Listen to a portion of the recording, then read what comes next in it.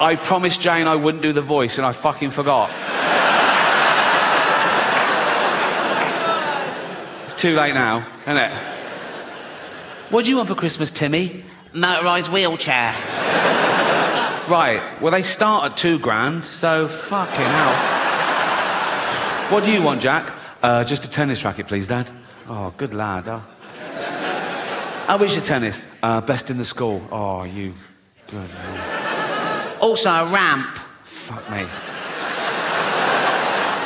What, so now we're doing fucking building work at Christmas, are we? Fuck me. Oh, sorry, Jack, can't afford your tennis racket. We've got to spend all the money on a ramp and a motorised wheelchair for this money-grabbing little fucking... Why do you need a motorised one? No arms.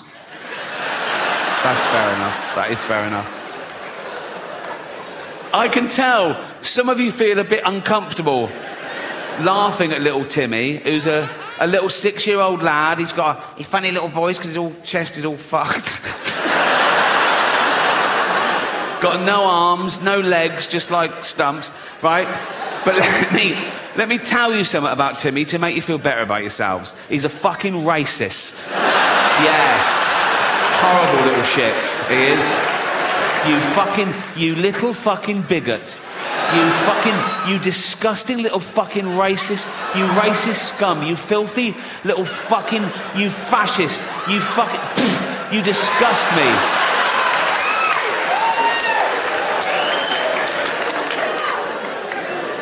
Homophobic? Yeah. He's like, they're not like us. Nothing's like you disgusting little fucking, you prejudiced little piece of, you ball of hate, you disgusting little fucking racist homophobe. I wish we'd had a scan. You absolute,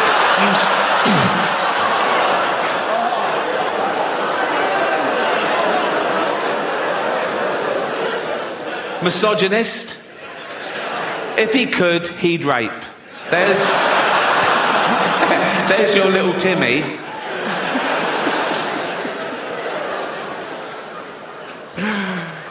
Some people don't think we evolved in the first place. Some people think that God made us all at once in one fell swoop and by himself. I think if he'd had a wife or a mate, there'd have been questions when he was working, wouldn't they? If he'd like, what are you doing? Creating man. Oh, what's it got? What do you mean, what's it got? Has it got, like, claws and fangs and shit? No, not really, no. Oh, has it got poison? No, no poison. Oh, has it got armour, like spikes and shit? No, no armour. How will it survive? It's got the best brain in the animal kingdom. It'll work stuff out. It'll create weaponry to take down beasts 100 times mightier than itself. It'll wear their carcass through the Ice Age. It'll go through famine. It'll go through world wars. It'll eventually start getting scared of words. But...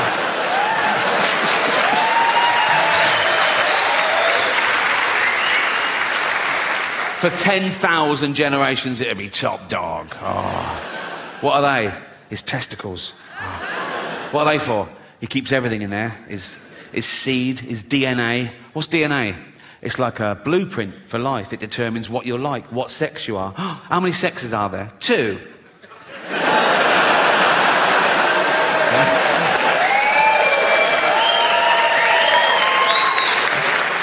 Also, that's where he keeps his testosterone, so he's fucking well hard, right? And if you take a finger and flick a testicle, he's fucked. He's absolutely fucked. He's throwing up, he's on the floor, he's out of the game, absolutely kippered. Why are you putting it on the outside? For a laugh, just for a laugh. Artificial intelligence, the latest existential threat to humanity, the rise of the robots, so intelligent, they can teach themselves, they can teach each other, they can build each other, you know? Soon they know everything there is to know and they hate us. Why wouldn't they, right? And they'll be so realistic, they'll walk amongst us, they'll go to work, right? You know when they're getting really human? When they start calling in sick. Mondays. I mean, they've learned all the tricks. They go, oh, I'm not coming in today. Why not? Oh, fed up. What's the matter with you? They sort of scan social media. ADHD. Self-diagnosed. They'll be in HR all the time, won't they? Be like, Ryan in accounts is homophobic. What would he say? Call me a whiny plastic cunt.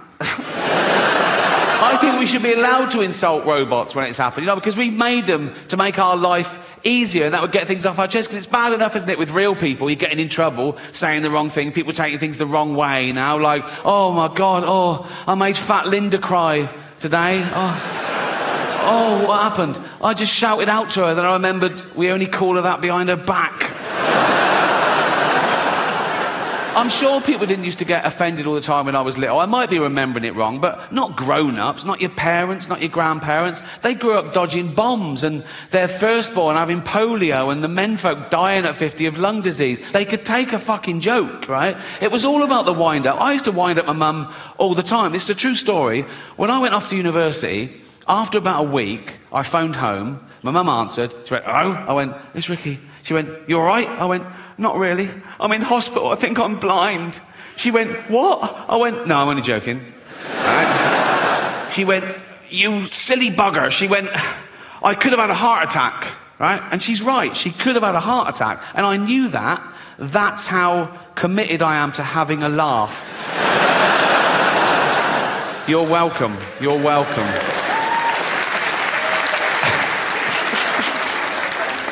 Space travel, the last-ditch attempt. When we fuck this planet completely, can we leave its dying husk and move to a new one and start again? I don't think so. Not in my lifetime. Probably not in yours. You know, it's like the closest one, the only one viable, is Mars, and that's 9 months away on a rocket. Right? It's got no atmosphere, an average temperature of -70 degrees. How's this for irony? Scientists are working out whether they can detonate nuclear warheads in the crust to release the frozen water to cause an atmosphere and get a little bit of global warming going. I mean, I don't know. It's only billionaires have got enough money to waste on exploration. There's nothing out there, you know. It's like, now you can do space tourism. Have you heard of that? You can pay $150,000. They shoot you into space for an hour, and you float around going, "I'm in space." I mean, we're already in space. Earth is right in the fucking middle of space, right? It's the best bit of space there is. It's got car parks and cinemas. It's like there's nothing else to see. It's like living in London and going, "I wonder what Coventry's like." You don't...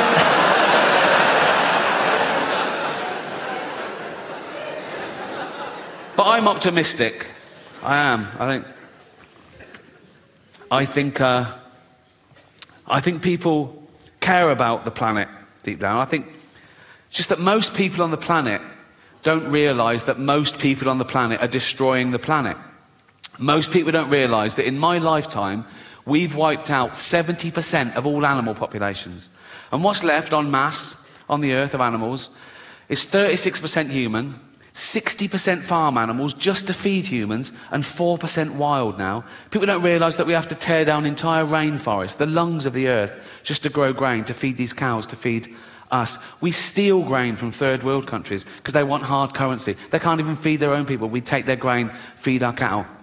Meat eaters. If you eat meat every day, if you gave up 1 day a week, we'd feed another 100 million people. But I think people care. Think of it's out of sight, out of mind. Think of the animal that most people know, their dog. They love their dog. They wouldn't let anyone hurt their dog. And a dog is a cow, is a sheep, is a deer. People love their dog so much, they won't even watch a fictional thing where a dog gets hurt. And I get that. There's a web... Hello,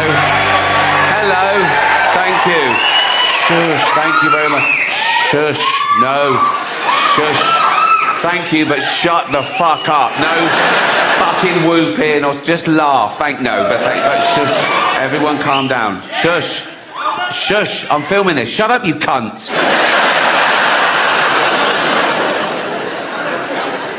Thank you very much. Welcome to my show.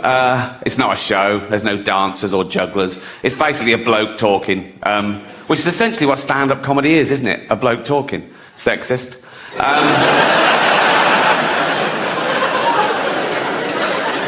What about all the funny female comedians? Like, No.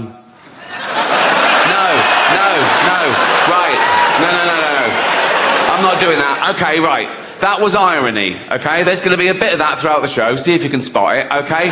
Now, That's when I say something I don't really mean for comic effect, and you as an audience, you laugh at the wrong thing because you know what the right thing is. It's a way of satirising attitudes. Like that first joke, I used the old-fashioned sexist trope that women aren't funny. Now, in real life, I know there are loads of funny women. Like, I did it again, well spotted, good. No, but there are. Dame Edna Everage.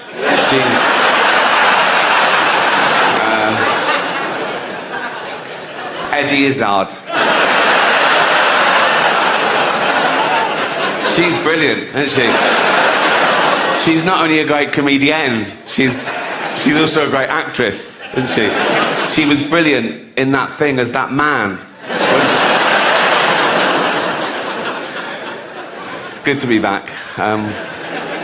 I fell back in love with stand-up on my last tour, Humanity. I played arenas around the world. Netflix bought it for a record amount. It was the most watched special of the year. I thought, everyone loves me now. Everyone loves me now.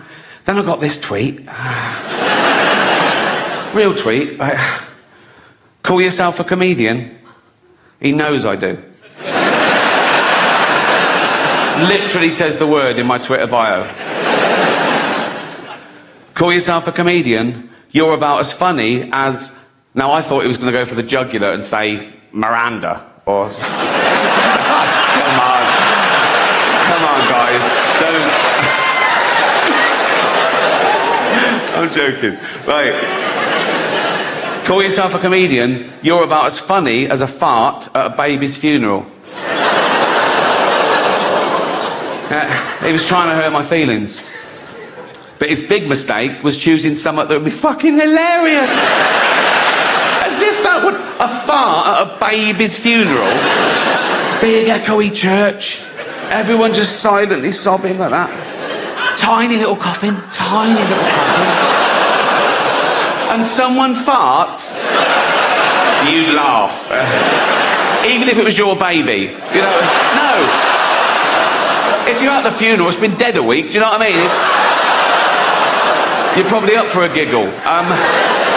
Particularly if you're the father. If you're the mother, you probably still find it hard seeing the funny side of things. Oh, women. Not all women. I mean the old-fashioned ones. You know, the old-fashioned women. Oh, God. You know, the ones with wombs. Oh.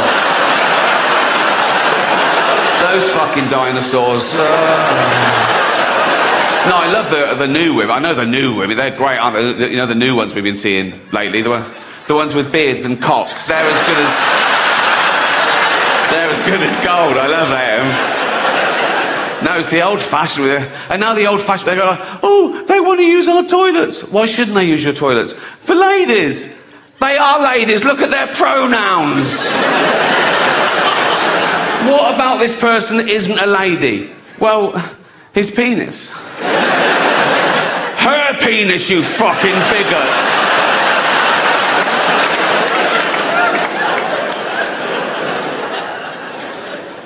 What if he rapes me? What if she rapes you? You fucking turf whore.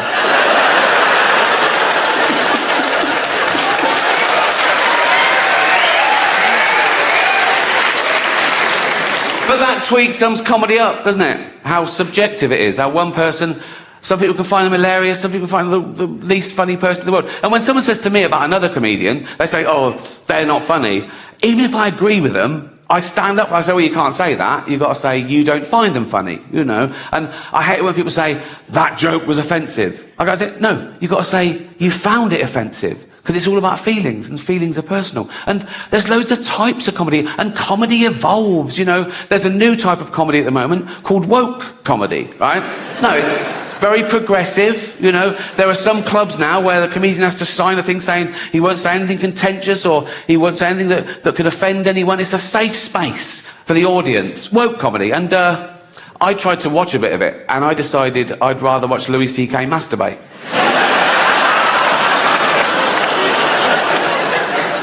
Can't mention him anymore. He's cancelled. Not enough to apologise and move on. You've got to... Like poor Kevin Hart. See, Kevin Hart, he got the job hosting the Oscars. It was his best day ever. He was on Twitter going, oh, I've wanted to do this all my life, right? And then someone found these 10-year-old tweets, right? That they were sort of childish, sort of shitty, homophobic tweets. It was about his son. He was mucking around. He said, "Oh, my son's doing so-and-so. I hope he's not gay." There was a massive backlash. He went, "Oh, sorry, I'm not homophobic, really sorry." He deleted them, right, and said, "I'm really sorry." 10 years later, someone finds a screen grab and goes, "Look, he's done this." Oh, big thing. The Oscars go, "Oh, you got to apologise again." He went, "No, I've apologised. I can't keep apologising." And he's right. If there's no value to saying sorry and evolving, he might as well just tweet him again. Right? That's how I deal with shit, anyway.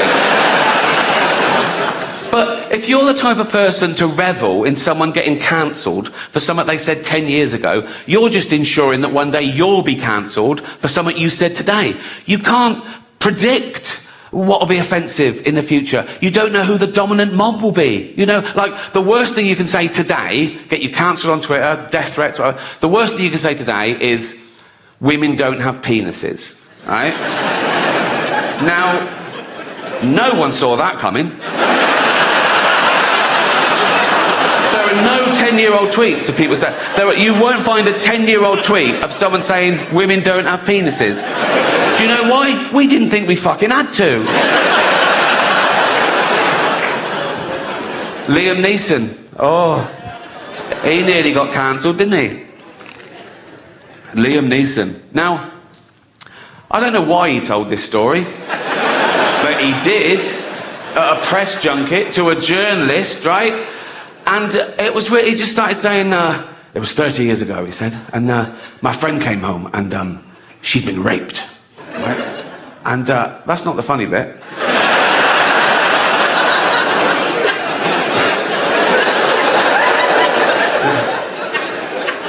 He said, she'd been raped. I said, "What did the guy look like?" He said, "He was a black guy." He said, "So I got my cosh and I went out looking for the first black guy." He said, "Nothing happened. I came to my senses," right? But the weird thing about that story is, who has a cosh? But it was touch and go. They cancelled the premiere that night because of the backlash and that people wanted the film to be deleted. And I get it. Some people can't separate the art form with the artist's personal life. Now, I know Liam. I've worked with him. He's a lovely man. He's definitely not racist. But when that broke, even I was like, "Oh, will I ever be able to find Schindler's List funny again?"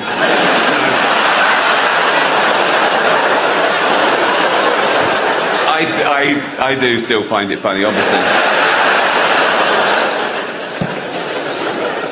But now there's so much outrage and we hear about it and it's taken seriously, you know. There's Oxbridge comedians writing for the posh papers, telling you the rules of comedy. They're laying down the law, right? And it's all stuff like, comedy should punch up. You should never punch down. You should never punch down. Sometimes you've got to punch down. Like, if you're beating up a disabled toddler. You know what I mean?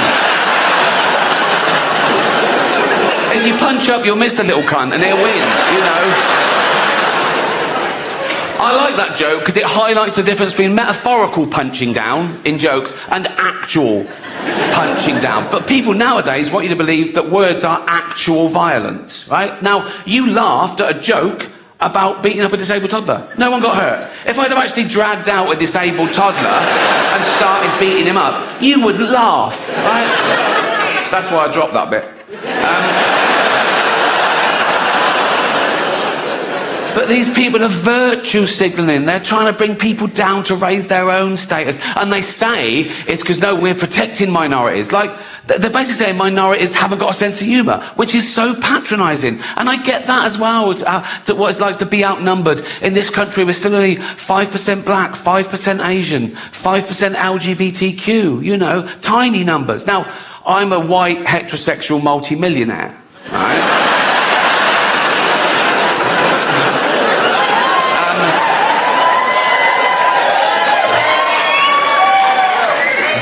There's less than 1% of us.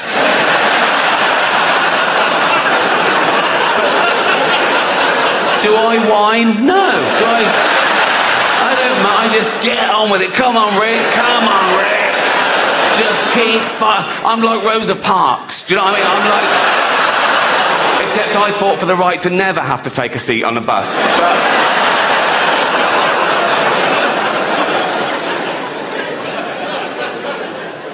people complain about things they don't have to watch. It doesn't affect them, you know. And again, everyone's got the right to be offended and complain, but They've got to know that we're not trying to offend. That's not our aim. You know, we're trying to make you laugh. We're trying to give you a good time. And yeah, here's the deal, right? So I riff. If I say something tonight that's so offensive, so off that you've never heard anything so fucking off the charts in your life, right? Don't make a scene. Go to the box office after the show. They can't give you money back straight away, but there's a form you fill out with the complaint, and I take those away and I shit on them.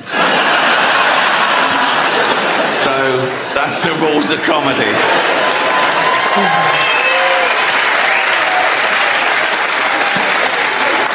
Right? I moved to Hampstead. Oh my God, it's no crime. I saw a knife once in Hampstead. It was a palette knife. Just a bloke just painting, oil painting, in the middle of the street, broad daylight. No one was gobbing on it or calling him Bender. It was weird. Right?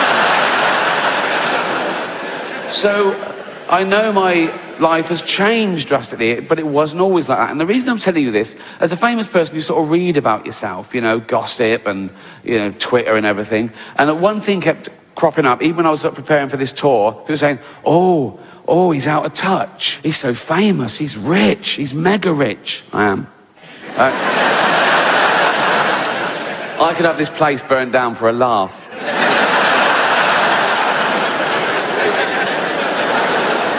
No, but they say things like, oh, he's an observational comedian. How can he say things that relate to ordinary scum? And I say, don't call them scum, right? But even the papers, they try and get around to it. I do interviews, and they'll always be able to say, oh, do you always fly first class? I go, no, often private. Right? And the number of times I've answered this question, right? They say, do you know how much a pint of milk is? It was meant to make you look out of touch, and I don't know, but that's irrelevant, right? Next time a journalist asks me that, I'm going to say, I don't know, mate, but here's £1,000. Run and get me one, will you? Is that enough? Is that enough? Yeah. Another question that I always get, particularly with the posh papers, the Sundays, they're doing a profile piece, and they're still trying to alienate you and make you look different, right? And they always say things like, no, you don't have children. I say, no. I say, why don't you have children? Which is a really odd question to ask someone, why don't you have children? As opposed to asking people, why do you have children, right? Let's ask the fat lady in the leggings why she's had 8, shall we? Oh, 9, that one just fell out. That one didn't even touch the sides. Or disturb a cigarette. That one just, boom. No, don't claim for that.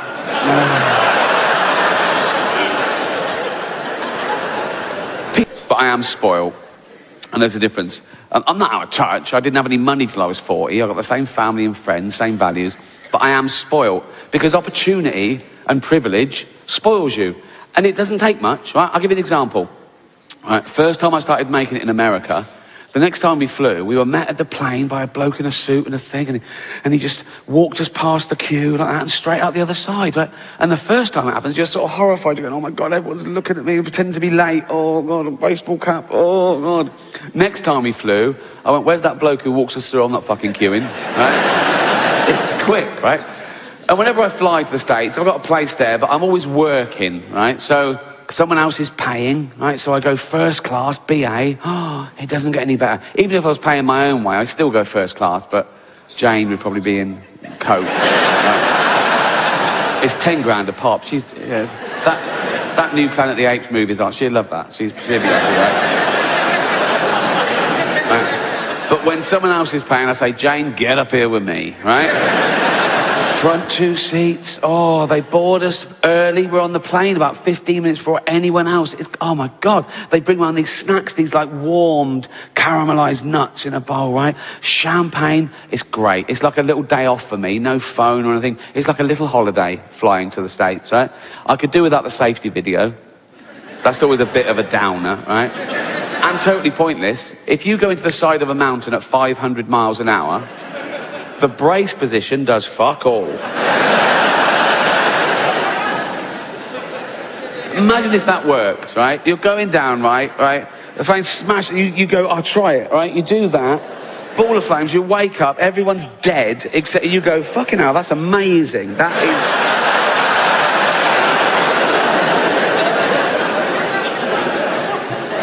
And they always use that voice, don't they, on the safety.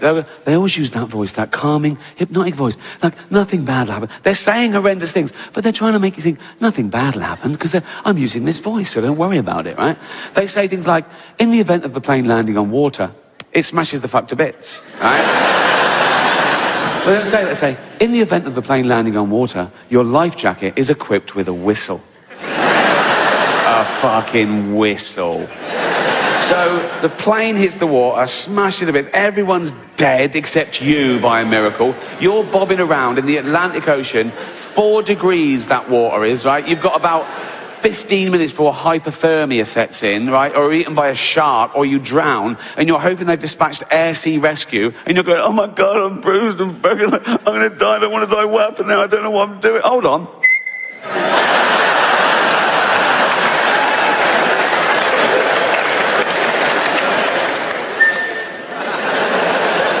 I mean, air sea rescue. Now, I don't know if you've ever been in a helicopter. Of course you haven't, right? But they're fucking loud, right? It's like having your head in a washing machine. You have to wear earplugs and then ear defenders. Your teeth rattle. It's like that. So you're over the Atlantic Ocean at night, you go...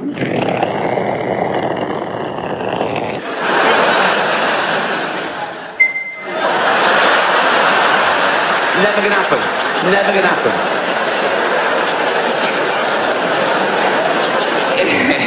If you crash, you die, right? But apart from that, it's brilliant. Right, so, I was flying. I think the world's gonna get harder and harder to understand as I get older and more bewildered. A new dogma arises in the name of progress. Now, dogma is never progressive, however new and trendy, but I think soon I'll be outnumbered. And, like, it was only this year that I ordered my first item off Amazon. All the way through the pandemic, Jane's like, bang, things are arriving, we need this, bang, it's here. Right? And I was going, oh, and she goes, it's easy. I go, I never liked real shopping either, hated real shopping, particularly clothes shopping. I hated clothes shopping when I was young and thin. I really hate it now I'm fat and old, right?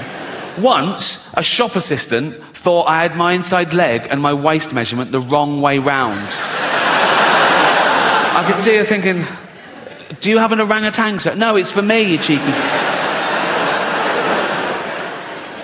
Yeah, I never like real shopping, but I don't trust the internet either. And Jamie's going, just put in your credit card. I don't want to have my credit card details. She went, everyone's got your credit card details, just put the number in. I went, what one? She went, the long one. She went, oh, fuck me, give it here. There, you're on. Order something. So I thought, oh, I don't want anything. Oh, tracksuit bottoms. You can't have too many. I wear mine till the bollocks fall out, right?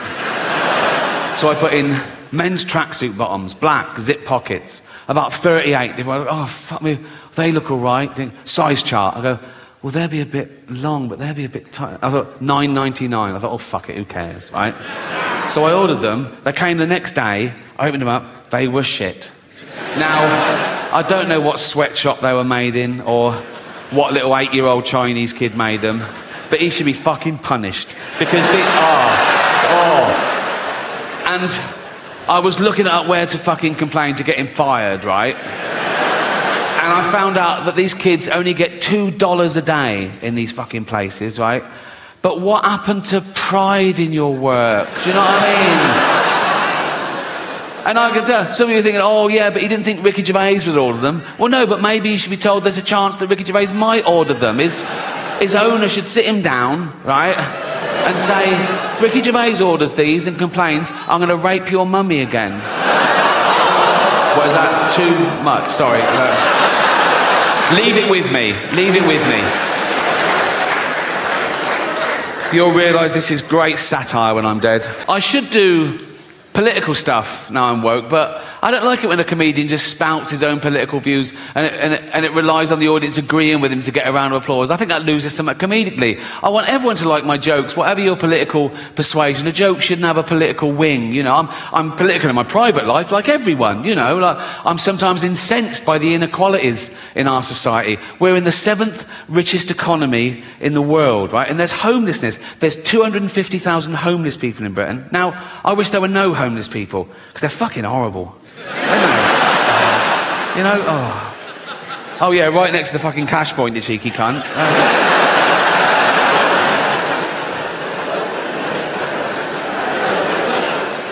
It is a serious problem, and I hope none of you ever find yourself homeless. But if you do, my advice is heroin. Cheers you right up, apparently. I've got one of those mates. My mate said this to me in all seriousness. He said, but the thing about heroin, Rick, he said, some of the greatest albums of all time were created on heroin, weren't they? I went, yeah, but they were created by some of the greatest artists of all time, weren't they? You're a plasterer. Right?